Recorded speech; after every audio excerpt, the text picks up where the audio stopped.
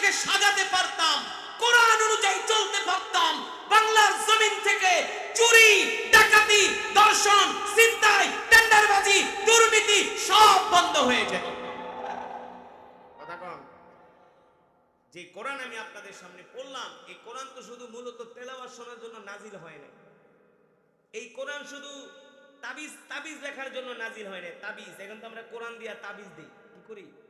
কোরআন দিয়া পানি পড়া দেই, ঝাড়ফুঁক দেই। বাপ মরে গেলে 40 দিন পরে 40 জন ইমাম দাওয়াত দিয়া 10টা গরু জবাই করাই, আমরা এলাকার সব মানুষকে খিচুড়ি খাওয়াই। আসলে এই কারণে কোরআন নাজিল হয় নাই। আল্লাহর কসম করে বলি, কোরআন নাজিল হয়েছে।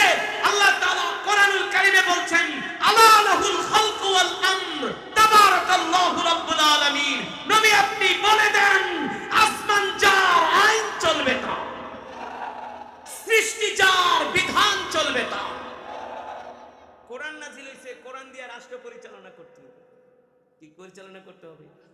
কোরআন দিয়ে মন্ত্রণালয় চলবে, কোরআন দিয়ে অর্থ মন্ত্রণালয়, পররাষ্ট্র মন্ত্রণালয় চলবে, কোরআন দিয়ে বাংলাদেশ চলবে। সারা পৃথিবীর মুসলমানরা কোরআনকে সংবিধান হিসেবে মেনে নিবে।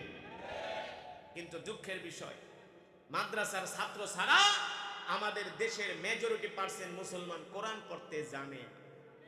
রাগ করতেছেন? রাগ করতেছেন? কোন পারেন? সহি করে পড়তে পারেন?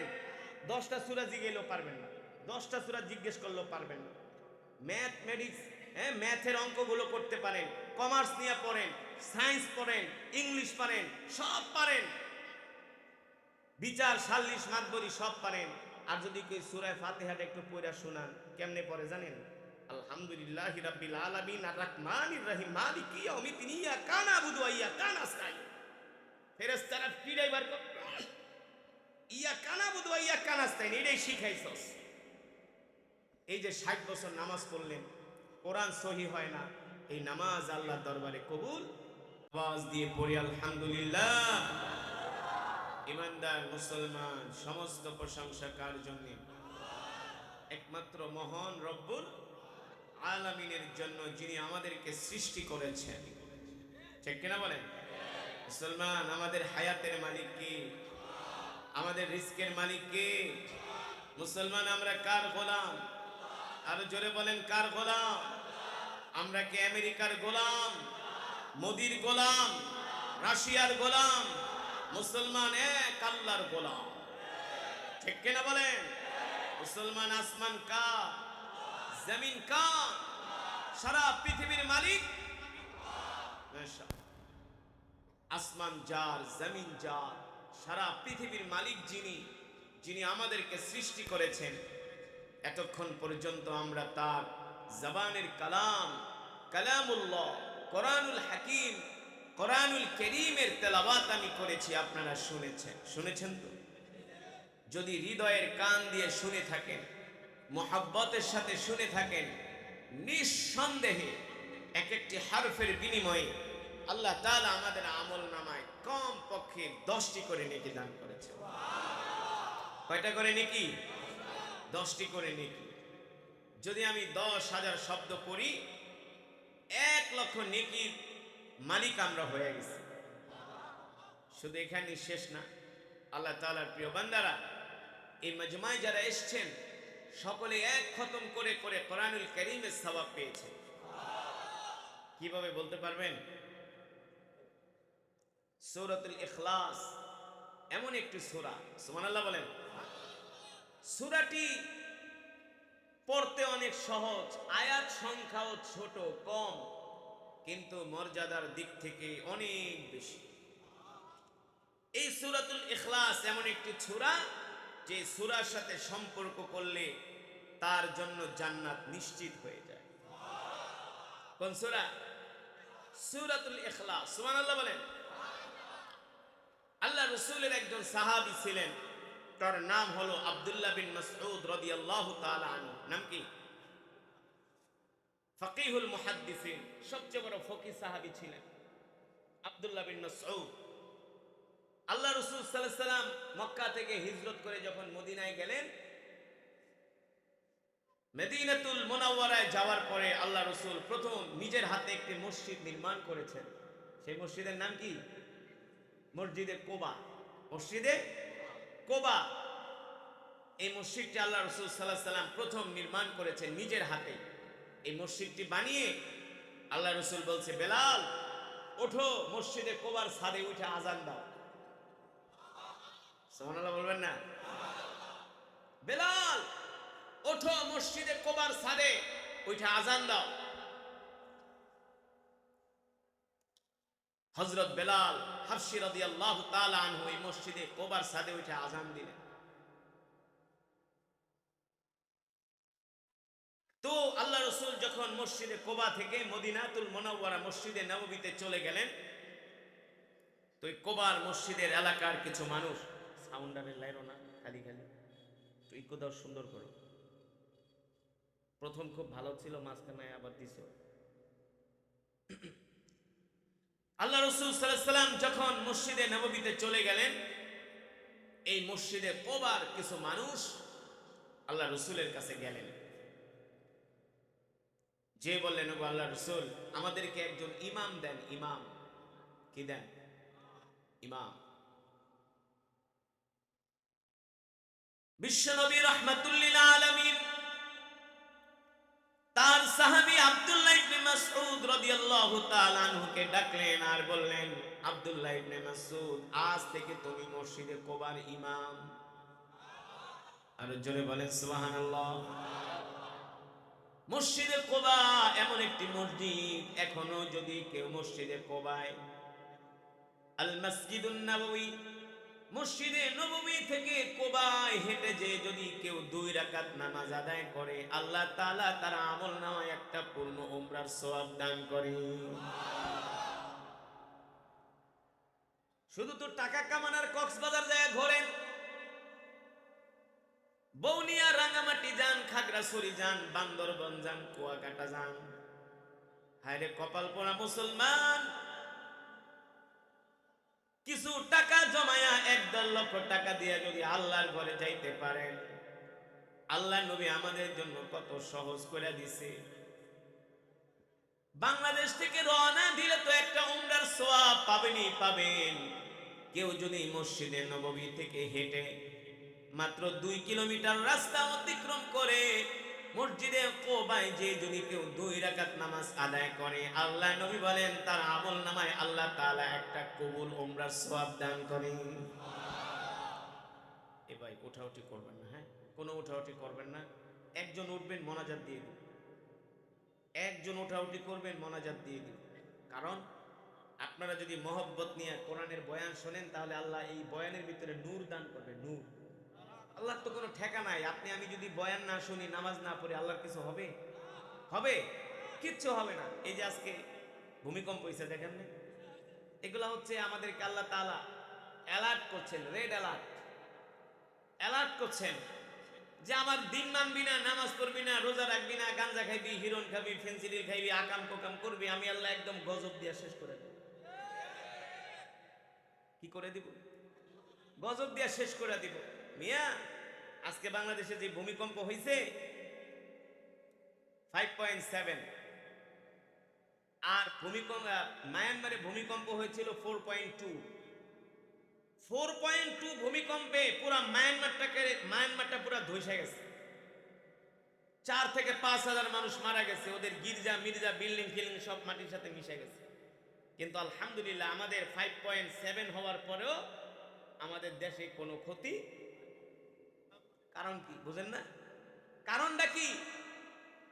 কারণ হইল এই দেশে যত মসজিদ আছে, মাদ্রাসা আছে, আলেম ওলামা আছে, পৃথিবীর কোথাও এত মসজিদ মাদ্রাসা নাই।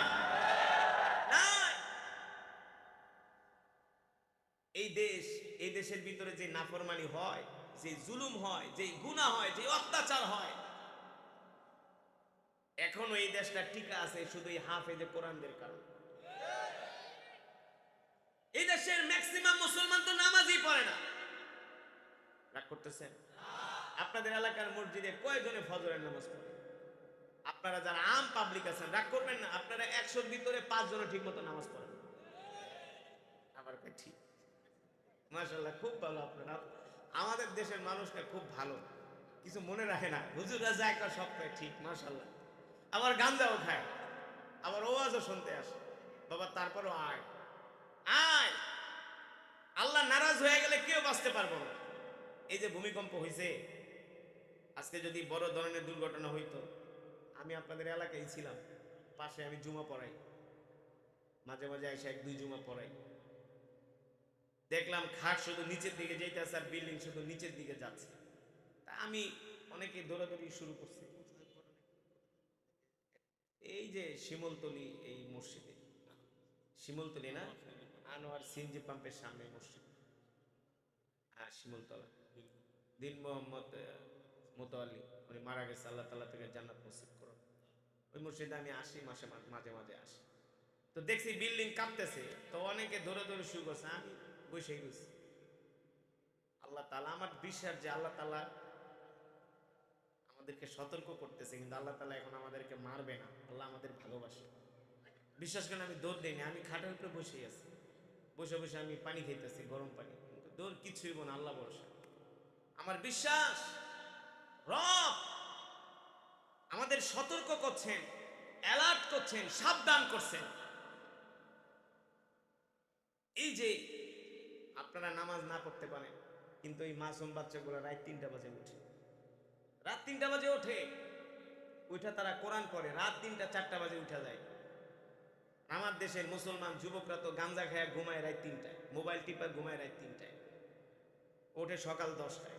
আর তারা রাত 3টা বাজে উঠে, 4টা বাজে উঠা তারা তাহাজ্জুদ পড়ে, কোরআন পড়ে। কোরআন শুধু কোরআন পড়ে নেই, যে হাফেজ হয়েছে না, পিডান খাইতে খাইতে পাছা লাল হয়ে গেছে এক একটা, এত সোজা না। আমিও 13 মাসে হাফেজ হয়েছি। কত মাসে? অনলি 13 মাসে হাফেজ হয়েছি, তাও 24টা মাদ্রাসা থেকে পালায়া। 24টা মাদ্রাসা থেকে কি হুজুর আমারে দেখলো তো, বাবা তুই আর মাদ্রাসায় আইস না, তোর এলে আর পারতাছি না। তো কত নম্বর মনে করেন দুষ্ট ছিলাম। আল্লাহ তাআলা আমাদের যে মেধা দিছে, আমাদের ওই ডাক্তার ইঞ্জিনিয়ার এগুলো হওয়া আমাদের জন্য পান্তাবাদ ছিল, পান্তাবাদ। সায়েন্স টাইন্স পড়া এগুলো তো আমাদের জন্য পান্তাবাদ মিয়া। 30 পারা কোরআন যদি 13 মাসে মুখস্থ করি, তাহলে এই সায়েন্স, কমার্স, আর্টস, ইংলিশ টিংলিশ এগুলো কি আমাদের জন্য কোনো ব্যাপার? আল্লাহ তাআলা কি মেধা আমাদের দিয়েছে। আমরা পড়াশোনা করলে ডাক্তার, ইঞ্জিনিয়ার, বিসিএস ক্যাডার হইতে পারতাম, কিন্তু আমার বাবা আমার মা বলছে প্রয়োজন নাই, আমি আমার সন্তানদেরকে আলেম বানাবো, আলেম আলেম বানাবো। আমরা যে মাদ্রাসায় পড়াশোনা করছি, এমনও ছাত্র আছে জীবনে কোনোদিন মাদ্রাসা থেকে বের হয় না, 4 দেয়ালের ভিতরে বসে সারাদিন শুধু কোরআন হাদিস গবেষণা করে। আর এই আলেমগুলো যদি বাংলার জমিনে না থাকতো, তাহলে তো হকের আওয়াজ বন্ধ হয়ে যেত, তাহলে তো মমতাজের মতো বেশ্যা মহিলারা পুরো বাংলাদেশটাকে একটা জাহান্নামের টুকরায় পরিণত করত। আমরাই তো 16টা বছর জেল, জুলুম, নির্যাতন সহ্য করে ফ্যাসিস্ট ওই জালেম সরকারের বিরুদ্ধে আমরাই হক কথা বলছি।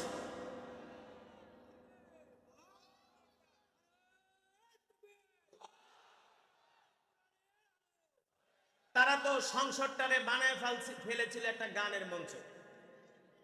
মমতাজের মতো মহিলা সংসদে যায় গান গায়, নাচা ফাইটা যায়, সিরা যায়, লয়া যায়, খায়া যায়। আমার দেশের টাকা নষ্ট করে সংসদে এই গান শুনে বসে বসে, আর মন্ত্রী মিনিস্টাররা দাঁত বাইর করে করে হাসে। ওই মমতাজ সংসদে দাঁড়ায় বলছিল যে আমি বুখারী, তিরমিজি সব পড়ছি, বলে নাই? জানেন আপনারা? সে গায় গান আর সে বলে সে নাকি বুখারী, তিরমিজি পড়ছে। তা আমরা যদি হক কথা না বলতাম, তাহলে এই দেশের মানুষ মনে করতো মমতাজি সবচেয়ে বড় আলেম, মমতাজি সবচেয়ে বড় আলেম। আমি মমতাজের বাড়ির সামনে মানিকগঞ্জে যা বলছিলাম, মমতাজ মুখ সামলায় কথা বলো, বুখারী, তিরমিজি তো দূরের কথা, তুমি সূরা ফাতিহাই পড়তে পারবা? যদি পারো তাহলে চ্যালেঞ্জ করি।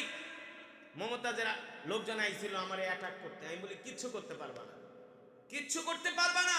ফাল্লাহু খায়রুন হাফিজা ওয়া হুয়া আরহামুর রাহিমিন। যারা হক কথা বলে তাদের নিরাপত্তা দেন কে? একদিকে মক্কার সুপার পাওয়ার আবু জেহেল, আর একদিকে আমার নবী একা। আমার নবীর একটা পশম আবু জেহেল ছিঁড়তে পারে নাই, পারছে? আবু লাহাব পারে নাই। অথচ আবু জেহেলের বাড়িকে বাথরুম বানানো হয়েছে, হাজী সাহেবরা মক্কায় যায় জনমের মতো পেশাব পায়খানা করে আবু জাহেলের বাড়িতে, হ্যাঁ? আর যে রসুলকে ওরা কষ্ট দিয়েছে সেই রসুলের কোটি কোটি উম্মত মদিনাতুল মুনাওয়ারায় যায় চোখের পানি ছেড়ে দিয়ে বলে আসসালাতু ওয়াসসালামু আলাইকা ইয়া রাসূলুল্লাহ। ঠিক কিনা বলেন? তার মানে কোরআনের পক্ষে দ্বীনের পক্ষে থাকলে আল্লাহ তাআলা ইজ্জত দান করে। ঠিক কিনা বলেন? আপনারা কোরআনের পক্ষে আছেন তো? আছেন তো? আল্লাহ কবুল করুন। হাত নামা। যেটা বলছিলাম, এই যে বাংলাদেশে মাঝে মাঝে ভূমিকম্প নাড়া দেয়, নড়ে চড়ে, মাগার পড়ে না। পড়ে না কেন পড়ে না? আলেম ওলামাদের চোখের পানির কারণে পড়ে না, হাফেজে কোরআনদের চোখের পানির কারণে পড়ে না। আল্লাহ তাআলা জানে বাংলাদেশ ঢাকা শহর যদি ধ্বংস হয়ে যায়, মাটির সাথে মিশা যায়, তাহলে হাফেজে কোরআনরা কষ্ট পাবে। হাফেজে কোরআনরা কষ্ট পাবে। অনেকে এলাকায় মাদ্রাসা থাকলে মনে করে মাদ্রাসাটা একটা বোঝা। মনে করে কি করে? মনে করে মাদ্রাসা একটা বোঝা, এই মাদ্রাসা এলাকায় এত মাদ্রাসার দরকার নাই। আরে মিয়া, সমাজের দিকে তাকায় দেখেন, বর্তমানে 6-7 এর ছেলেরা ওপেনলি রাস্তায় সিগারেট খায়, গাঁজা খায়, ফেন্সিডিল খায়। ইন্টারমিডিয়েট শেষ না করতে করতে রাস্তায় দিয়ে ছিনতাই করে, চাঁদাবাজি করে। আছে কি আছে না? কিন্তু এই মাদ্রাসার ছাত্ররা আপনাদেরকে দেখলে সালাম দেয়, আপনাদের জানাজায় যায়, আপনাদের জন্য দোয়া করে, চোখের পানি ছেড়ে দোয়া করে। ঠিক কিনা বলেন? সুতরাং আল্লাহ তাআলার বান্দারা, এই যে গজব আসে, ভূমিকম্প আসে, এগুলো আমাদের নাফরমানির কারণে, এগুলো আমাদের গুনার কারণে। ঠিক কিনা বলেন? এই গুনাহ থেকে, নাফরমানি থেকে যদি বাঁচতে হয়, আল্লাহর কোরআন ছাড়া আমাদের বিকল্প কোনো পথ নাই। আছে? যেটা বলছিলাম, আল্লাহর বান্দারা, আল্লাহর নবী যখন মক্কা থেকে মদিনায় আসলেন, নিজের হাত দিয়ে একটা মসজিদ নির্মাণ করলেন। সেই মসজিদের নাম হলো মসজিদে, মাশাআল্লাহ, সেই মসজিদের নাম হলো মসজিদে কুবা। এই কুবার কিছু মুসল্লিরা আল্লাহর নবীর কাছে গেলেন, আল্লাহ রাসূলের কাছে যেয়ে বললেন, গো আল্লাহর নবী, আপনি তো কুবা থেকে চলে এসেছেন, বেশ কিছুদিন হলো। এখন আমাদেরকে কুবার মসজিদের জন্য ভালো একজন ইমাম দেন। কি দেন? আমাদেরকে ভালো একজন ইমাম দেন। আল্লাহ নবী, বিশ্ব নবী রাহমাতুল লিল আলামিন, সাহাবী আব্দুল্লাহ ইবনে মাসউদকে ডাক দিলেন। ডাক দিয়া বললেন, হে আব্দুল্লাহ ইবনে মাসউদ, তুমি আজ থেকে মসজিদে কুবার ইমামতির দায়িত্ব পালন করবা। সুবহানাল্লাহ বলেন। স্বয়ং আল্লাহর নবী এবার নিজে ইমাম নিযুক্ত করতেছেন। ফকিহুল মুহাদ্দিসিন সাহাবী আব্দুল্লাহ ইবনে মাসউদ রাদিয়াল্লাহু তাআলা আনহুকে মসজিদে কুবার মুসল্লিরা ইমাম সাহেবকে নিয়ে চলে গেলেন মসজিদে। এবার সাহাবী আব্দুল্লাহ ইবনে মাসউদ সুন্দর করে নামাজ পড়ান, বয়ান করেন, মানুষদেরকে দ্বীনের তালিম দেন। মুসল্লিরা তার উপরে অনেক খুশি, অনেক খুশি। ভালো একজন ইমাম পেয়েছি আমরা, যোগ্য একজন ইমাম পেয়েছি আমরা। আব্দুল্লাহ ইবনে মাসউদ লম্বা লম্বা কেরাত দিয়া, লম্বা লম্বা সূরা দিয়া ইশারের নামাজ পড়ান, ফজরের নামাজ পড়ান। কিন্তু প্রতিদিন আব্দুল্লাহ ইবনে মাসউদ ফজরের নামাজের শেষ রাকাতে প্রায় মাঝে মাঝে সূরাতুল ইখলাস তেলাওয়াত করে। কোন সূরা? প্রায় মাঝে মাঝেই, ম্যাক্সিমাম দিন সূরাতুল ইখলাস তেলাওয়াত করে। সূরাতুল ইখলাস এমন একটি সূরা, সাহাবী আবু সাঈদ আল খুদরি রাদিয়াল্লাহু তাআলা আনহু থেকে হাদিসটি বর্ণিত, তিরমিজির বর্ণনায় আসছে। আল্লাহর নবী বলেন, কেউ যদি সূরাতুল ইখলাস 3 বার তেলাওয়াত করে, আল্লাহ তাআলা তার আমল নামায় পূর্ণ 1 খতম কোরআনুল কারীমের সওয়াব দান করে। এত মর্যাদার সূরা হলো সূরাতুল ইখলাস। সুবহানাল্লাহ বলেন। সাহাবী আব্দুল্লাহ ইবনে মাসউদ রাদিয়াল্লাহু তাআলা আনহু প্রতিদিন ইশারের নামাজের, ফজরের নামাজের শেষ রাকাতে সূরাতুল ইখলাস তেলাওয়াত করে। মুসল্লিরা একজন আর একজনকে বলে, বুঝলাম না, ইমাম সাহেব তো অনেক ভালো, ইমাম সাহেব তো কোরআনে হাফেজ, ইমাম সাহেব তো অনেক যোগ্য, কিন্তু তিনি প্রতিদিন ফজরের নামাজের শেষ রাকাতে সূরাতুল ইখলাস এই সূরাটা কেন তেলাওয়াত করে? কোরআনে কি আর অন্য সূরা নাই? মুসল্লিরা বৈশা বৈশা একজন আর একজনের সাথে প্রশ্ন করে।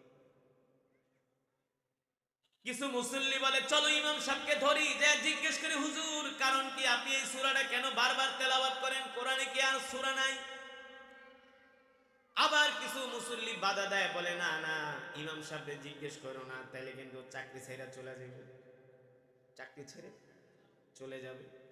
যোগ্য ইমাম পাইছি, ইমাম সাহেবকে কিছু বলা যাবে না।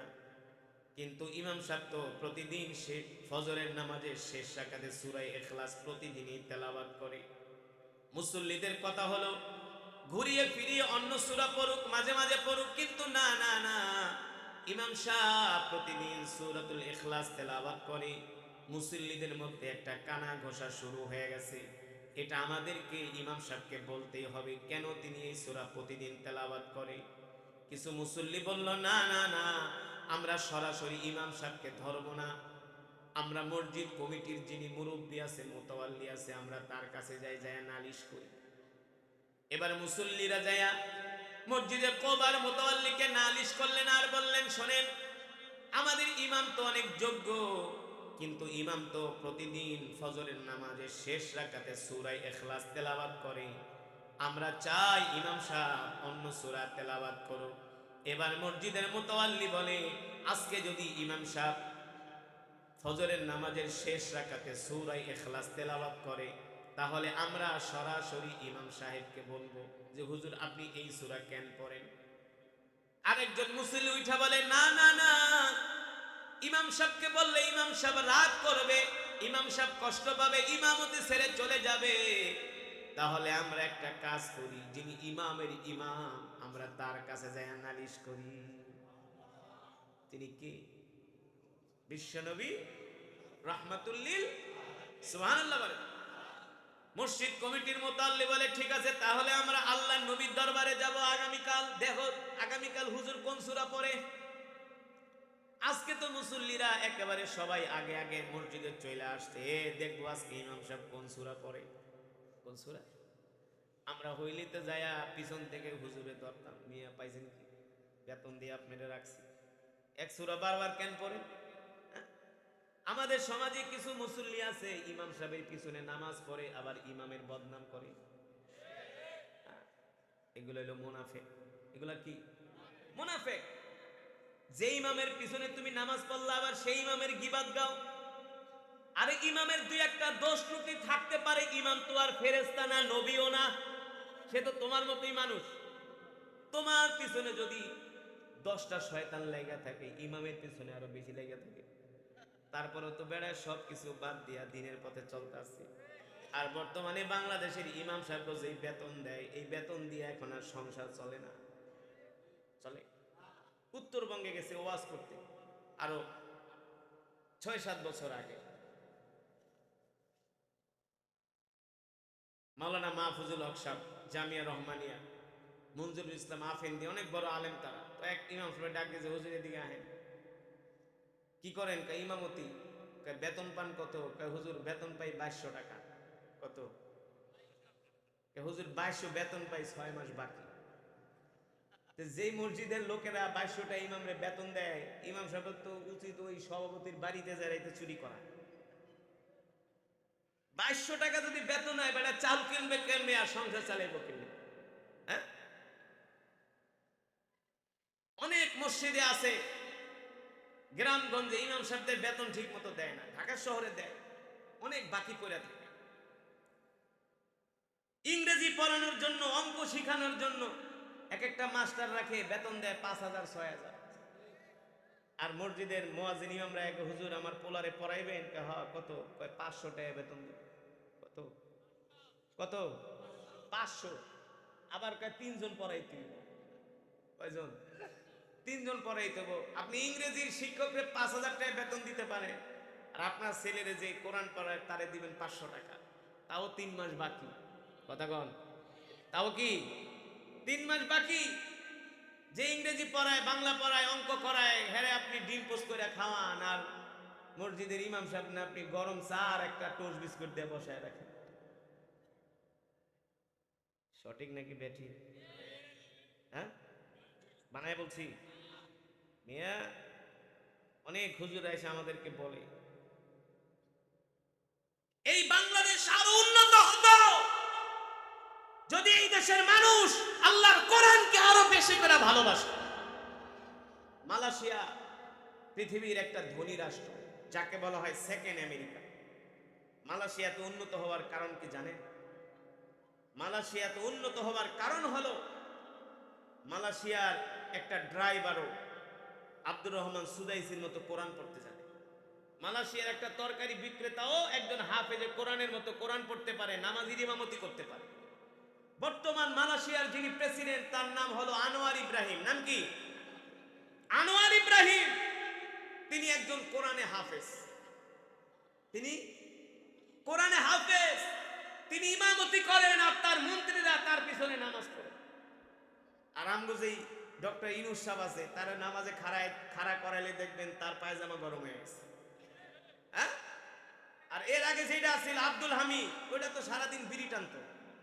আব্দুল হামিদ আর হিন্দি সিনেমা দেখতো, সারাদিন বিড়ি আর হিন্দি সিনেমা, ঠিক মতো এটা রোজাও রাখতো। এই হলো আমাদের কপাল। রাগ করে না, রাগ করতেছেন? রাগ করবেন না।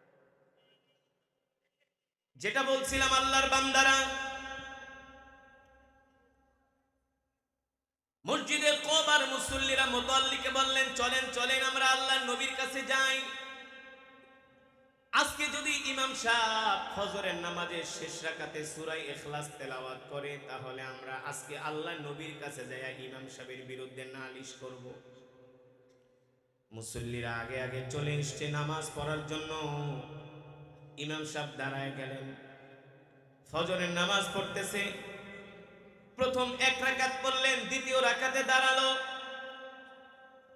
ইমাম সাহেব পড়তেছে আলহামদুলিল্লাহি রাব্বিল আলামিন আর রহমানির রহিম মালিকি ইয়াউমিদ্দিন ইয়াকা না'বুদু ওয়া ইয়াকা নাস্তাঈন ইহদিনাস সিরাতাল মুস্তাকিম সিরাতাল লাযীনা আন'আমতা আলাইহিম গায়রিল মাগদুবি আলাইহিম ওয়ালাদ-দাল্লিন।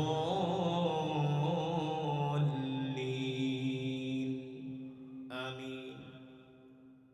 মুসল্লিরা মনে করছিল আজকে ইমাম সাহেব অন্য সূরা পড়বে, কিন্তু না না না, আজকেও ইমাম সাহেব পড়তেছে বিসমিল্লাহির রহমানির রহিম কুল হুয়াল্লাহু আহাদ আল্লাহুস সামাদ লাম ইয়ালিদ ওয়া লাম ইউলাদ ওয়া লাম ইয়াকুল লাহু কুফুয়ান আহাদ। সুবহানাল্লাহ বলেন।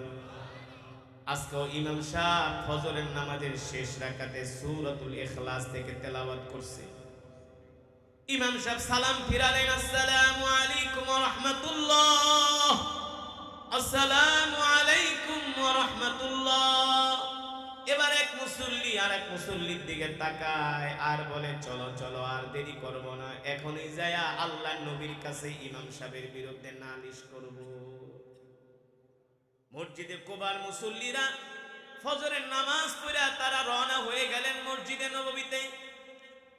আল্লাহর নবী বিশ্ব নবী রাহমাতুল লিল আলামিন ফজরের নামাজ পড়া মসজিদে বসে বসে আল্লাহর নবী জিকির করতেছেন। আর দেখেন মসজিদে কোবার একদল মুসল্লি মসজিদে নববীতে হাজির হয়ে গেছে। আল্লাহর নবী তাদেরকে দেখে মুস্কি মুস্কি হাসতেছেন। আল্লাহ রাসূলের হাসার কারণ হলো গতকাল রাত্রেই আল্লাহ তাআলা জিবরাইলকে পাঠাইছে আল্লাহর নবীর কাছে। আর আস্তে কোন সুবহানাল্লাহ। কে পাঠিয়েছেন? আল্লাহ তাআলা জিবরাইলকে পাঠিয়েছেন। জিবরাইল আলাইহিস সালাম যা বলে, ওগো আল্লাহর নবী, আগামী কাল ফজরের পরে আপনার সাহাবী আব্দুল্লাহ ইবনে মাসউদের নামে একটা বিচার নিয়ে আসবে আপনার কাছে। কি নিয়ে আসবে? মসজিদে কোবার যিনি ইমাম দিবেন ওই ইমামের বিরুদ্ধে তার মুসল্লির একটা বিচার নিয়ে আসবে, বিচার একটা নালিশ করবে আপনার কাছে। স্বয়ং আসমানের মালিক, জমিনের মালিক, আরশের মালিক আল্লাহ